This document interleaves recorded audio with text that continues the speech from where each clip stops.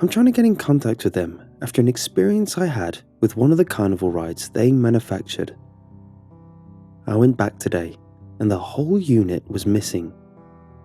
I had written down the number from the information on the side of the ride, the only reason I know their name at all, but it's out of service.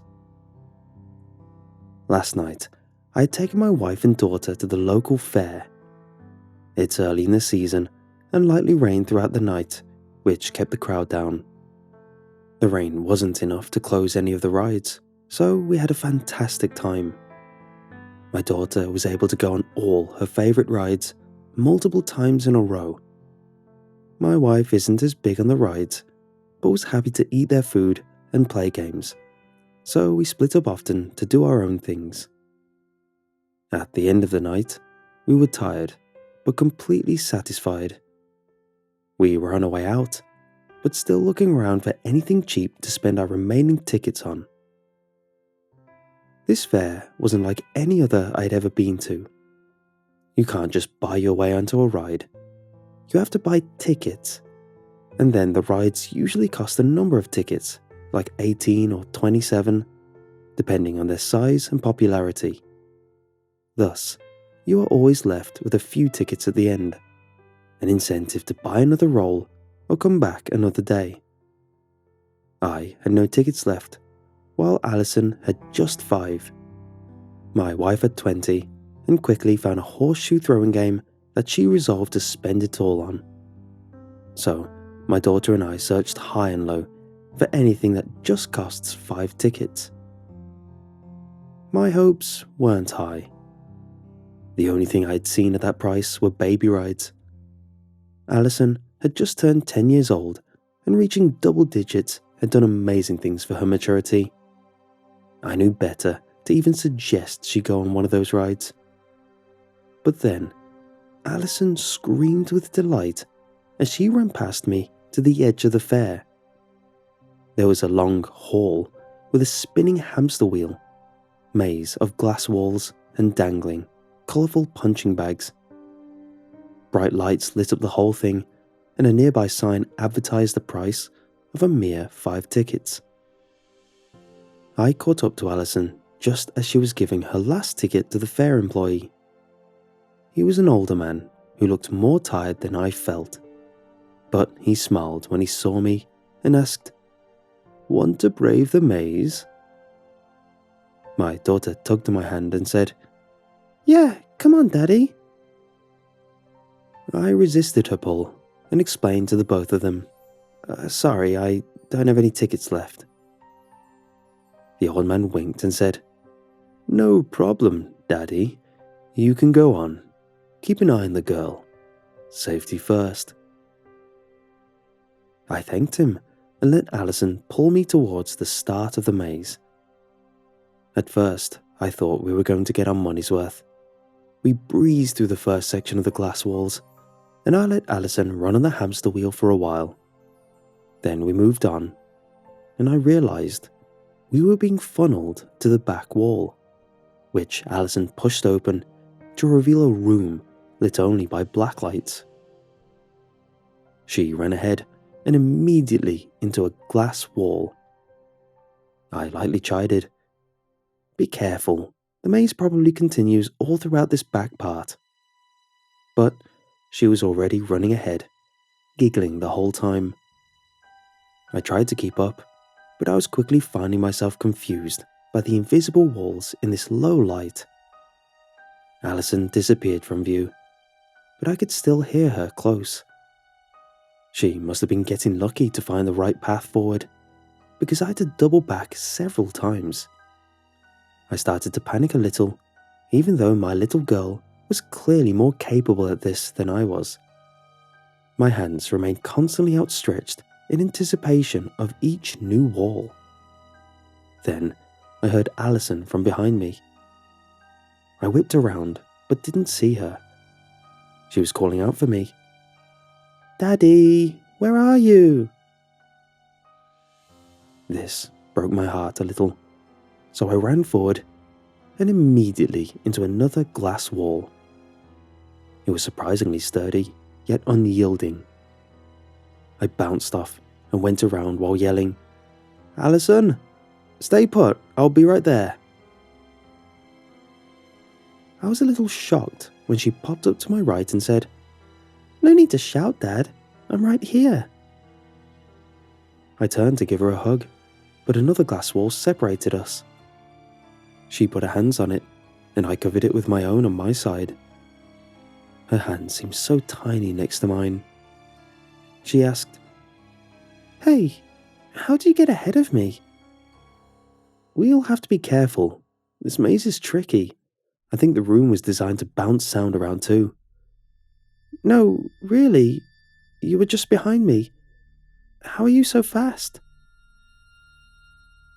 I tried following the glass around to find a corner I could turn, but it stayed a straight wall for as far as I could reach while keeping the conversation going. "I was behind you, trying to keep up. You must have doubled back without noticing." "No, I mean, just now. Dad, I don't think you're alone in here. There was another man behind me. I just assumed it was you." "Oh, you don't need to get too worried. This is a public event after all. He's just another patron of the fair, and that's all." Despite my outwardly calm demeanor, I was freaking out inside. If I hadn't already confirmed how tough these walls were, I might have tried breaking through right then and there. Instead, I asked her to stay put while I tried to work my way around her and keep her in view. After a few minutes of failing, I thought it was best if she kept moving. I gave her final instructions to scream if any strangers approached her, and then we both hugged the glass in front of us. When she finally ran off, there was a trick of the light, and I thought I saw her reflection turn and run in the opposite direction. I didn't waste any time trying to understand this place. Clearly, it was designed to confuse. I raced around, trying to find the way back I came. The plan for me was to exit any way I could and ask the attendant to turn on the lights, keep an eye out for my daughter, and I could enter through the exit and hopefully encounter her quickly. But I couldn't find a way out. The maze twisted and turned and kept taking me further and further from where I thought I needed to go. The walls went all the way up to the ceiling. I could reach up and touch it easily, but this still seemed too over-engineered for a cheap theme park. I was almost crying with frustration when I started to catch glimpses of her everywhere. I abandoned all strategy as I hurried in just about every direction that I last saw her. I just wanted to keep my daughter safe. Her voice kept popping off. That was the only way I can think to describe it. Sometimes she sounded like she was right behind me. Sometimes she sounded worlds away. And when I turned, there she was, 20 feet ahead and facing away from me. She screamed, and I instinctively ran forward to protect her, right into another wall. I knew right away that I had broken my nose. My eyes watered, and my throat choked a bit on the blood that was flowing in the wrong direction. I leaned my head forward as I felt with my hands around the wall in front of me. Luckily, this was the last obstacle between me and my little girl. My yelp of pain had alerted her, and she ran over and gave me a big hug. Of course, the first thing I had asked her was, "Are you okay?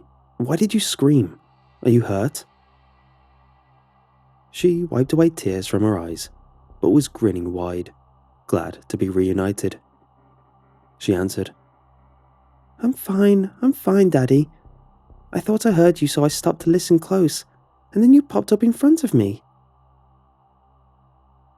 Confused, I walked forward, while looking at the glass wall she had previously been standing in front of.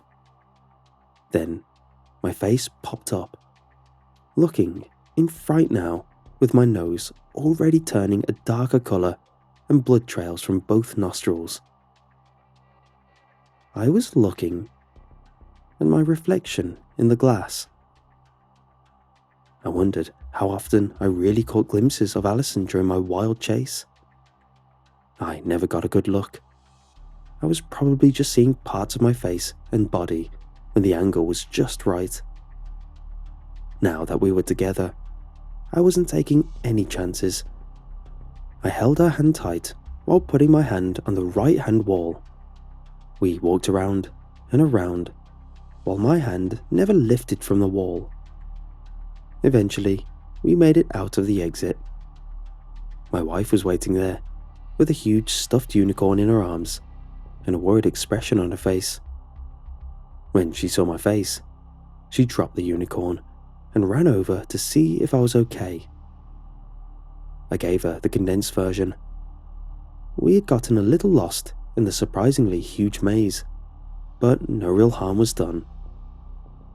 All in all, we had spent 40 minutes in that horrible maze. I was feeling pretty silly, but I still wanted to complain to someone. The old man at the ticket booth was nowhere to be seen, but the entrance was already locked up, so we just left in the end. As we drove out of the parking lot, I started to worry if the misadventure was in any way traumatizing to Alison. She looked absolutely normal in the car's rearview mirror. We ended up driving near that maze on our way out, so I grabbed a notepad from the car's center console and scribbled out the name and number of the company I saw on the side. When I was done, I looked again in the mirror. I was even more worried now, as I struggled to understand a few confusing things. First, I was surprised to see the whole building was only 30 feet deep. It felt much larger when running around it. Also, the name on the side was the Maze of Mirrors, when it had clearly just been a maze of glass walls. And then my wife asked, "Hey, since when were you right-handed?"